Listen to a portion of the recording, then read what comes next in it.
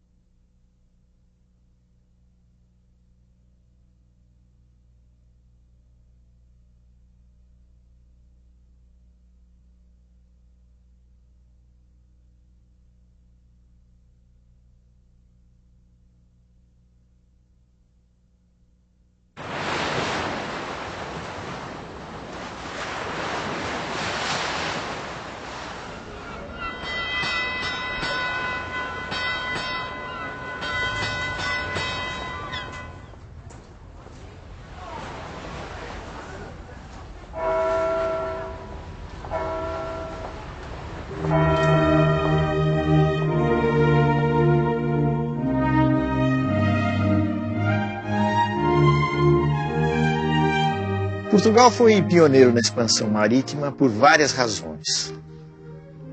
Uma, de ordem interna, foi o fato de que muito cedo Portugal se transformou numa monarquia centralizada. E a coroa portuguesa teve recursos suficientes para empreender uma grande aventura em busca de novas terras. Mas isso é apenas uma história, existem outras razões. Portugal aprendeu com os genoveses da Itália as técnicas de navegação, andando pelo mar Mediterrâneo.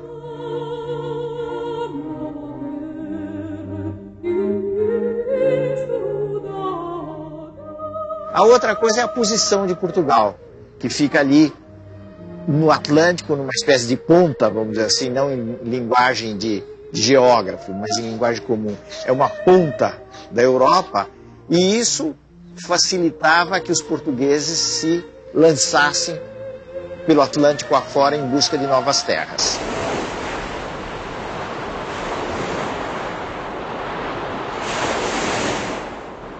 As armas e os barões assinalados que da ocidental praia lusitana, por mares nunca dantes navegados, passaram ainda além da Taprobana, e em perigos e guerras esforçados, mais do que prometia a força humana, e entre gente remota edificar um novo reino que tanto sublimava.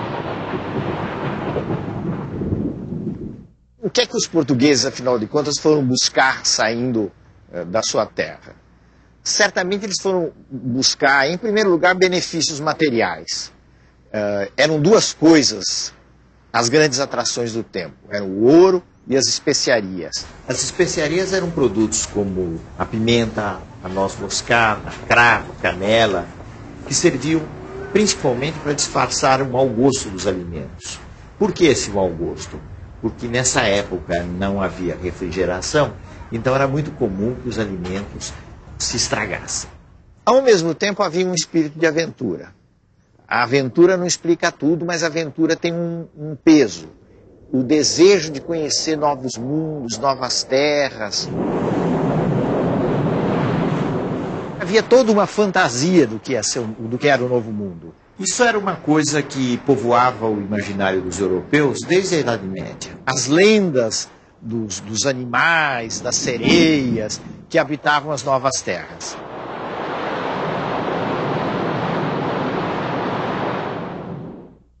As expedições portuguesas pelo mar eram expedições muito avançadas tecnicamente para as condições da época.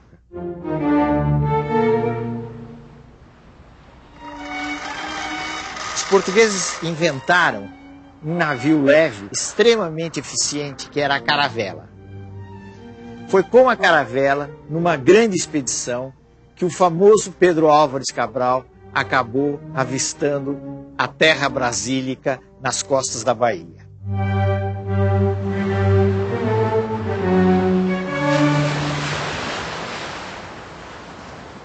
E assim seguimos nosso caminho por esse mar, sempre para diante.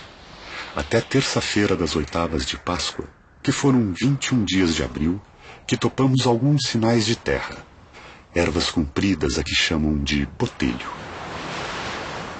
E a quarta-feira seguinte pela manhã, topamos aves, e à tarde ouvemos vista de terra. Um grande monte, muito alto e redondo, com outras serras mais baixas a sul dele e de terra chã, com grandes arvoredos, ao qual Monte Alto o capitão pôs o nome, o Monte Pascoal. E a terra de Vera Cruz. Então, essa chegada, podemos dar certo que foi uma coisa impressionante.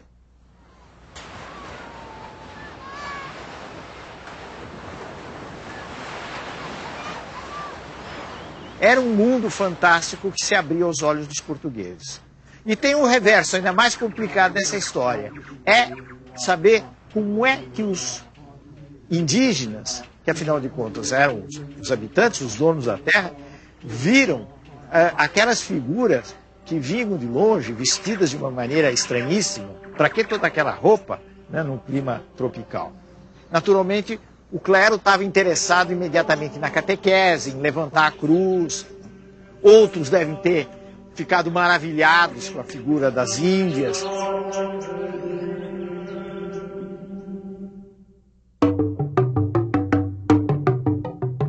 Os quadros que são feitos da chegada, que foram feitos muito no século XIX, refletem uma maneira de ver essa descoberta que pode estar muito longe do real, porque é a maneira de um pintor do século XIX.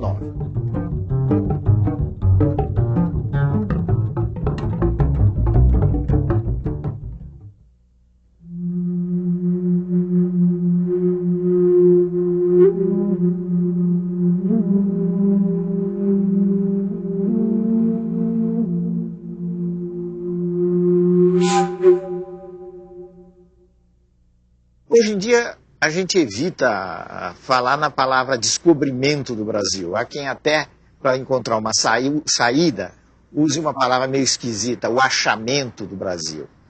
Mas o Brasil não foi nem descoberto nem achado. Se nós tomarmos essa expressão para dizer, bom, isso era uma terra inteiramente vazia que os portugueses chegaram.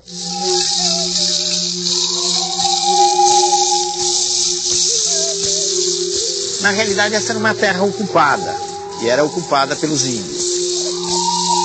A história do relacionamento entre índios e portugueses é uma história trágica.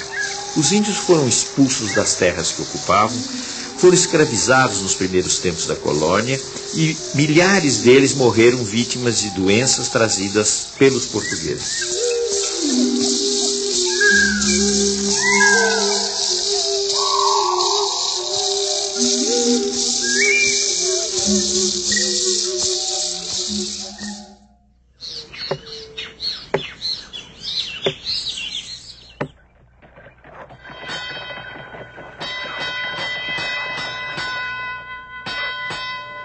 Esse Brasil dos primeiros tempos, dos anos 1500, 1600, pode ser definido, melhor do que qualquer outra coisa, por uma frase de um cronista importante do Brasil, que foi Frei Vicente de Salvador.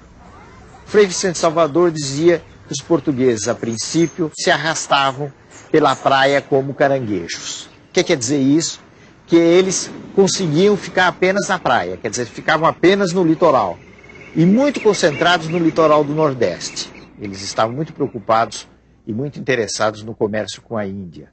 E eles pensaram no Brasil como uma espécie de ponto de parada na rota para as Índias. A primeira forma de governo do Brasil colônia foi o sistema de capitanias hereditárias. As capitanias, em geral, fracassaram, com exceção de São Vicente e Pernambuco. Diante do fracasso, então, Portugal estabeleceu um sistema centralizado de governo, que foi o governo geral.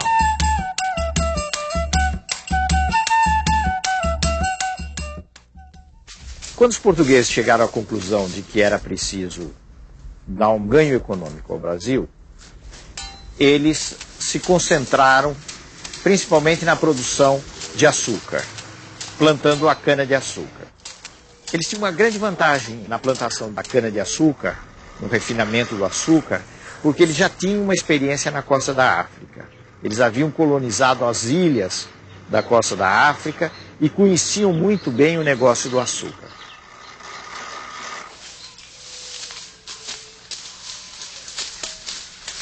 Só que para tocar uma grande fazenda de cana, eles necessitavam de braços. E não havia, na realidade, atração por parte do povo português para atender às necessidades de um trabalho dessa natureza, que seria inevitavelmente um trabalho quase escravo. Então era preciso, de alguma maneira, encontrar uma saída para o problema da mão de obra. E foi aí que os portugueses começaram a utilizar os índios e depois a explorar o tráfico africano.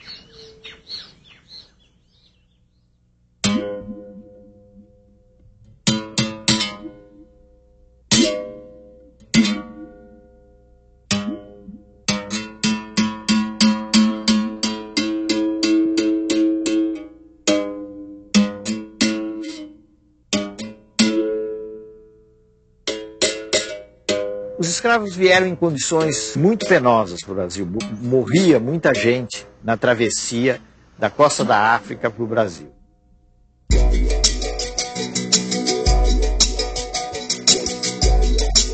Era um sonho dantesco. O tombadilho que das luzernas avermelha o brilho em sangue a se banhar, tinir de ferros, estalar do açoite. Legiões de homens, negros como a noite, horrendos a dançar. Negras mulheres suspendendo as tetas, magras crianças cujas bocas pretas rega o sangue das mães. Outras, moças, espantadas, no turbilhão de espectros arrastadas, em ânsia e mágoa. Vãs, Senhor Deus dos desgraçados, dizei-me vós, Senhor Deus, se é loucura, se é verdade, tanto horror perante os céus.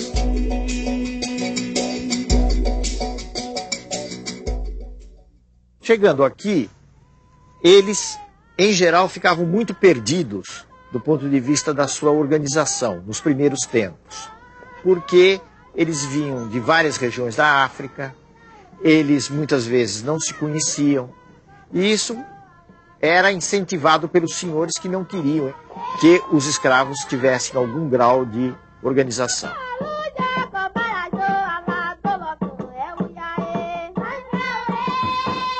A resistência dos negros à escravidão teve, no Brasil, muitas dificuldades para se realizar. A extensão do país, a diversidade dos grupos, mas ela acabou existindo. Só que nunca houve nada no Brasil, não só no Brasil como em outras colônias, que fosse semelhante a uma grande insurreição, como aconteceu no Haiti em fins do século XVIII. Mas as resistências existiram e a forma mais conhecida da resistência é a forma do quilombo. É uma organização de negros fugidos, mas se sabe hoje que não só de negros fugidos, havia gente que se juntava aos negros e tinha uma forma de vida própria.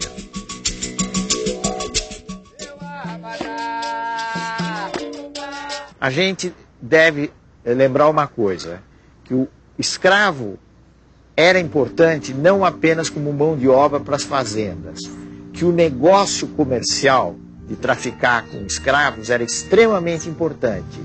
E em certos períodos da história brasileira, muitas riquezas foram geradas simplesmente no comércio de escravos e não na produção baseada no trabalho escravo.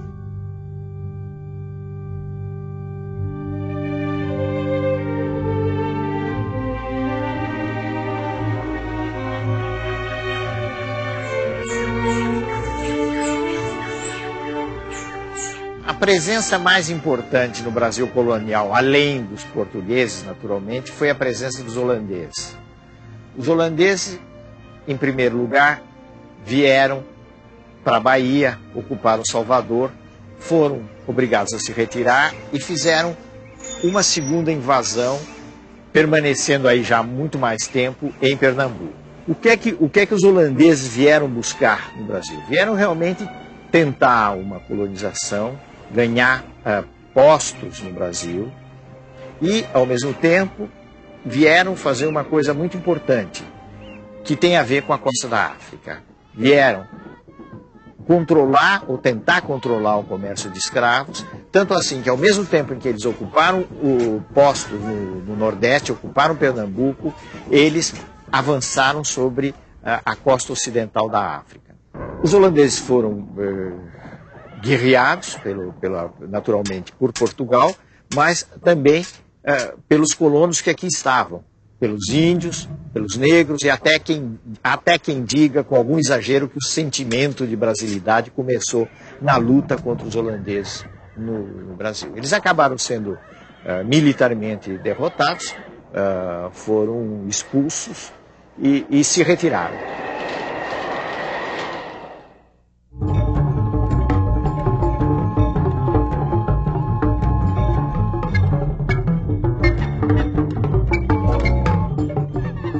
O Brasil do século XVII ainda é um Brasil pouco explorado. E era um Brasil atrasado, um Brasil mais indígena.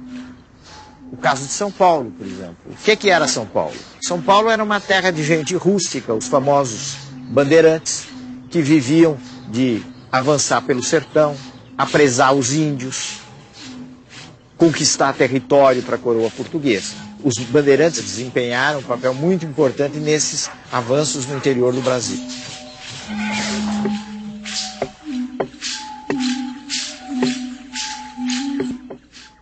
Do ponto de vista da formação desse povo brasileiro, entrou uma grande miscigenação, quer dizer, falando menos difícil, um grande cruzamento de raças.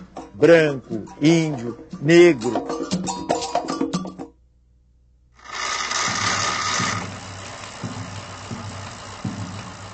Em meados do século XVIII, mais ou menos, finalmente os portugueses quebraram uma frustração muito grande que eles tinham com os espanhóis. Porque os espanhóis, nas conquistas deles na América, desde o México até o vice-reinado do Peru, tinham encontrado quantidades enormes de ouro e prata. E os portugueses andavam em busca dos metais preciosos e realmente não encontravam. Até que, por obra da ação dos bandeirantes, essas entradas pelo interior, as minas de ouro foram descobertas na região que, por causa disso, veio a se chamar de Minas Gerais.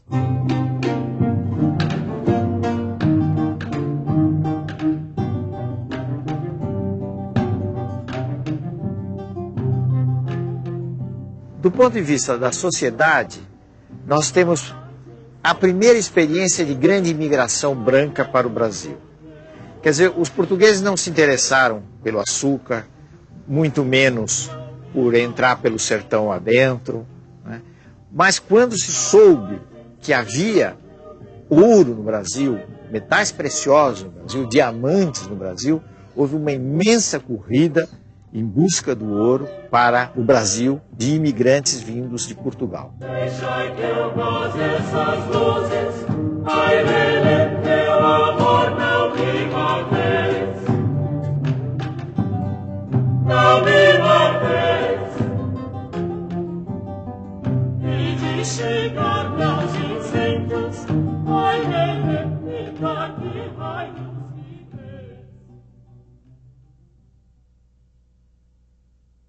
Nos últimos anos do século XVIII começaram a surgir uma série de movimentos contra a dominação portuguesa. Dizer que eram movimentos de independência talvez seja um pouco exagerado. Desses movimentos, apesar de haver outros muito mais populares do que a Inconfidência Mineira, a Inconfidência foi a mais importante, foi a que teve a maior repercussão. Basta ver a atitude que a coroa teve. A coroa montou um grande processo, condenou várias pessoas à morte e, no fim, acabou fazendo uma encenação espetacular com o enforcamento de Tiradentes.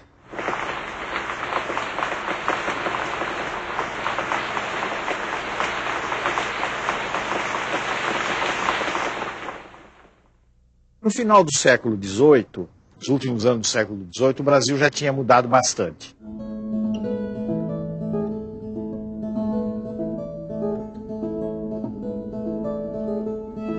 A gente já pode dizer que os portugueses não se arrastavam pela costa como caranguejo. Já tinham avançado para colonizar o país. Não era ainda o Brasil de hoje, mas era alguma coisa que, na sua fisionomia de território, se aproximava do Brasil de hoje.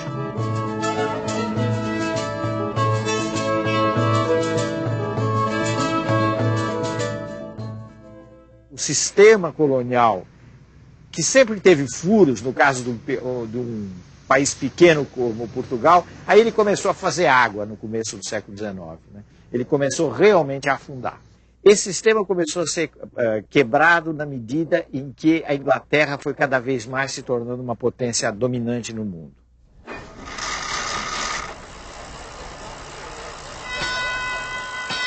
Os ingleses começaram a se desinteressar do tráfico de escravos, não é porque eles tinham razões humanitárias, de repente, para acabar com o tráfico de escravos, mas porque a mão de obra livre começou a tornar mais interessante, livre entre aspas, porque as pessoas eram bastante exploradas, mas de qualquer forma já não tinham mais a condição de escravos. Então, nesse sentido, o sistema colonial que trazia embutido com ele o controle, o monopólio de um comércio de escravos, também começou a fazer água, começou a quebrar. E começaram a entrar as ideias de liberdade de comércio, de liberdade de expressão, de abertura de todos os portos, de todos os polos do mundo. Tudo isso veio junto com o movimento de, pelo menos, autonomia das antigas colônias.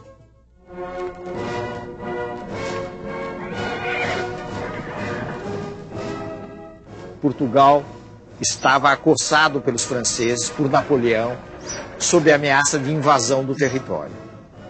Então, Dom João vem para o Brasil com a corte portuguesa no começo do século XIX.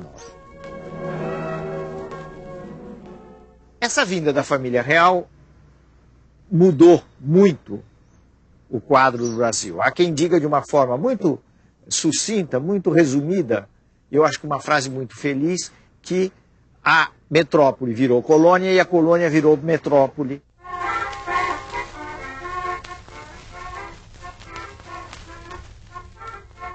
Houve uma transformação no plano da arquitetura, da habitação, no plano dos costumes, enfim, uma série de coisas na vinda de pintores que vieram embelezar a corte.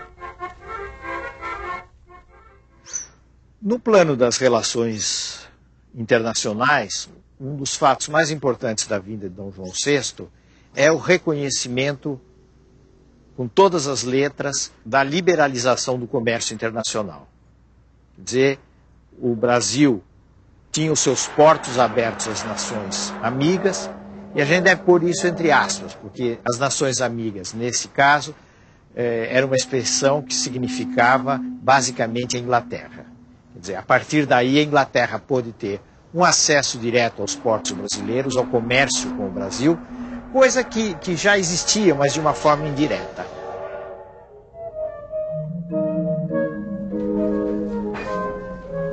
Dom João VI foi uma figura muito ridicularizada na história brasileira, até recentemente em novelas, etc. Como um rei que comia não sei quantos frangos, que era meio tonto, etc. Ele tinha essas características, mas ele não era nem tão tonto assim, nem tão bobo assim, porque realmente ele conseguiu realizar essa passagem de Portugal para o Brasil e ter uma presença efetiva aqui no país, no que viria a ser um país independente. Inclusive ele resistiu muito a voltar para Portugal, acabou voltando em determinadas circunstâncias e deixando como regente o seu filho, como todo mundo sabe, que foi o nosso Dom Pedro I, Dom Pedro IV, lá em Portugal.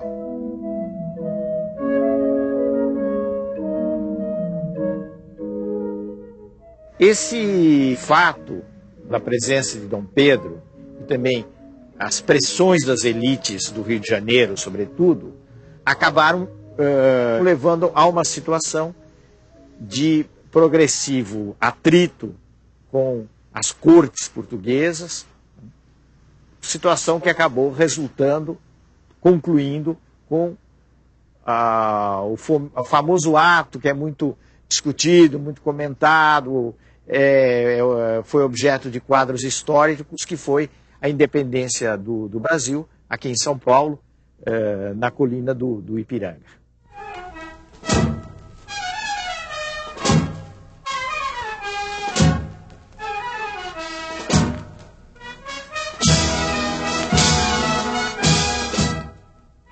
No processo da independência brasileira, que afinal de contas acabou se realizando em 1822, existem duas linhas.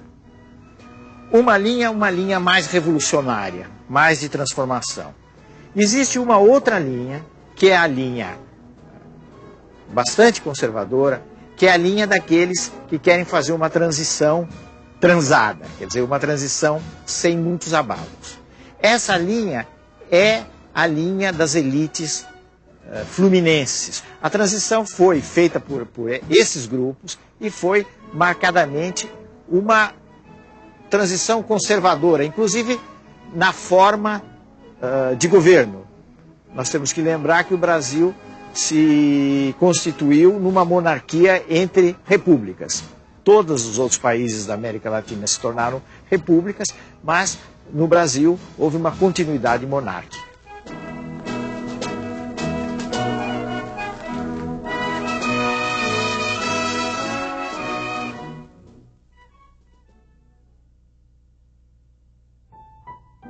No próximo programa, o Império Brasileiro torna-se definitivo.